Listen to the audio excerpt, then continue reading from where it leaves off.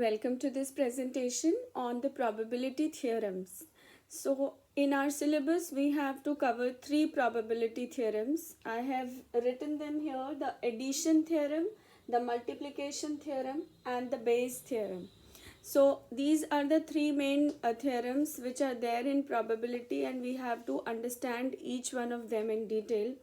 You can get a theoretical question as well as a practical question out of this in the exam. So we will begin with the addition theorem.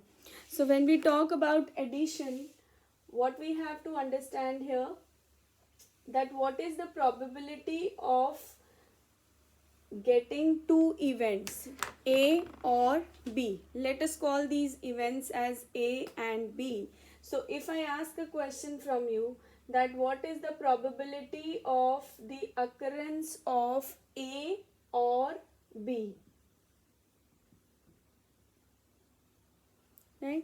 So when we have the probability of occurrence of A or B, now we need to answer one question before going into it, that whether these events are mutually exclusive or they are not mutually exclusive.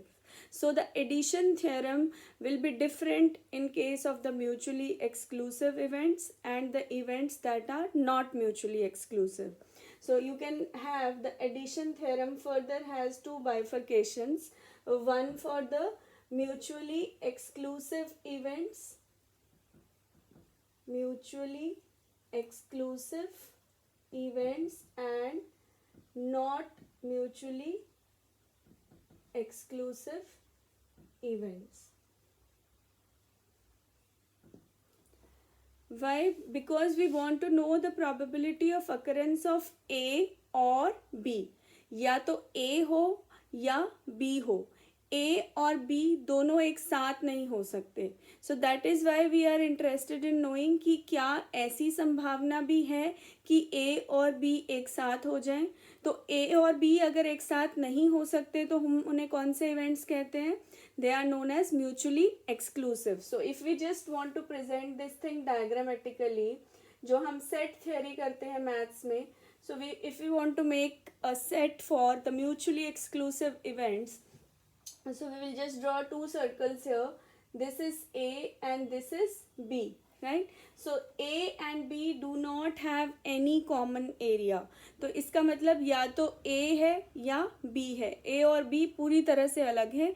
A होगा तो B नहीं होगा और B होगा तो A नहीं होगा. They are known as mutually exclusive. But if they are not mutually exclusive, that means there is a possibility that A and B can occur together also. So here when we represent it with the help of sets, so we will have two circles like this. So this is A and this is B, and this common area is both A and B. That means A and B can occur at the same time also. So when we have the mutually exclusive events, only A can happen at one time or B can happen at one time. Both cannot happen. And if they are not mutually exclusive, means A and B can happen at the same time also. So accordingly, our addition theorem will be different for the mutually exclusive events and the events that are not mutually exclusive. So first we will write the theorem for the events that are mutually exclusive. Mutually exclusive events are there, and we want to know that what is the probability of occurrence of A or B.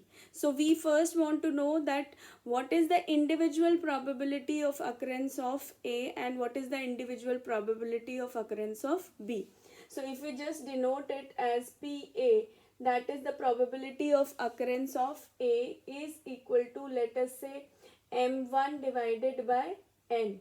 So we have till now done that when we talk about probability, we take a ratio of all the favorable events to the total number of events, right? So the favorable outcomes here is M1 and the total number of outcomes is N. So if PA is equal to M1 divided by N, then what is the probability of occurrence of B? Let us denote it by M2 divided divided by n, right? So this is the probability of occurrence of B. Now we can see that the denominator is common in both the ratios that we have taken to find out the probability. That means these two events, if we take the total possibilities, because n denotes the total number of outcomes, so the total number of outcomes in both of them is same.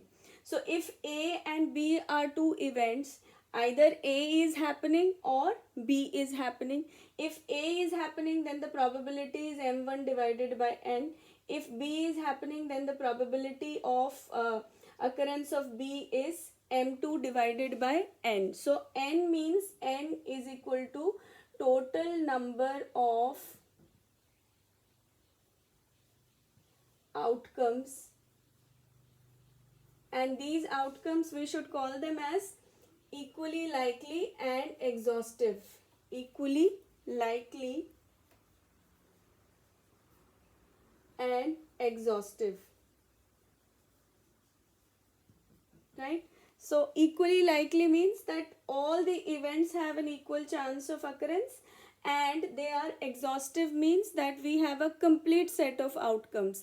अब ऐसा कुछ नहीं है कि हमने उसको छोड़ दिया है, सभी outcomes को हमने ले लिया है और सभी outcomes के occurrence का बराबर chance है. So they are known as equally likely and they are at the same time exhaustive, right? So n presents the total list of the outcomes. Let us take the simplest example of tossing of a coin. So when we toss a coin, we can either have head or a tail. So these are the two outcomes. So n in this case becomes 2.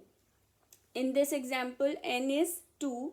So if we have the probability of occurrence of head, that we can call as A, that is getting a head when we toss a coin. So what is the probability? There is one favorable outcome only, that if we have a head, there is one outcome, that is head, and total number of outcomes is 2. So the probability is 1 by 2. So let the other event be B. B is the occurrence of a tail. So B is the occurrence of a tail when we toss a coin. That is again one outcome is there which is favorable and the total number of outcomes is 2.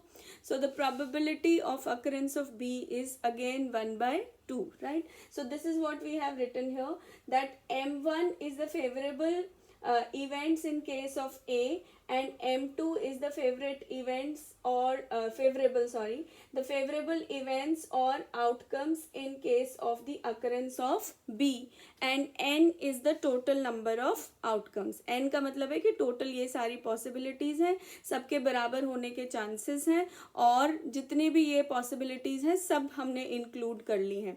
उसमें से A कितने में होगा वो M1 favorable cases हैं और B कितने में होगा वो M2 favorable cases हैं. ठीक है, अब P, A और B की अलग अलग probability तो हमने लिख दी.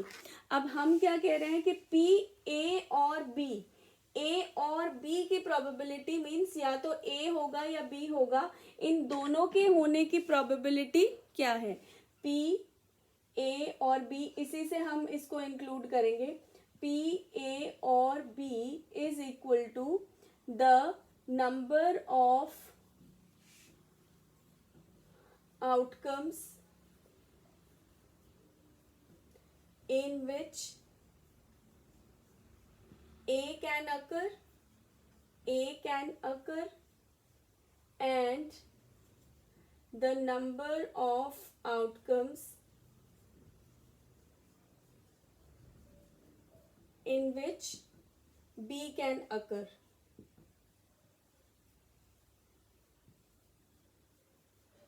ठीक है, तो यहाँ पे जो हमारा न्यूमरेटर होगा उसमें हम कह रहे हैं कि अब हमें P, A और B, या तो A हो वो भी हमारे लिए सक्सेस है और अगर B हो वो भी सक्सेस है. यहाँ पे हमने इंडिविजुअली कहा था कि अगर A होगा तो वो ही सक्सेस माना जाएगा और अगर B होगा तो वो ही सक्सेस माना जाएगा. तो हेड आएगा तो सक्सेस है, यहाँ पे टेल आएगा तो सक्सेस है. यहाँ पे हम कह रहे हैं A और B, हेड आएगा तो भी हम उसे सक्सेस मान रहे हैं और बी टेल आएगा तो भी हम उसे सक्सेस मान रहे हैं. तो हमारे जो फेवरेबल आउटकम्स हैं वो क्या हो जाएंगे? Number of outcomes in which A can occur and the number of outcomes in which B can occur, right? And divided by total number of outcomes. divided by total number of outcomes.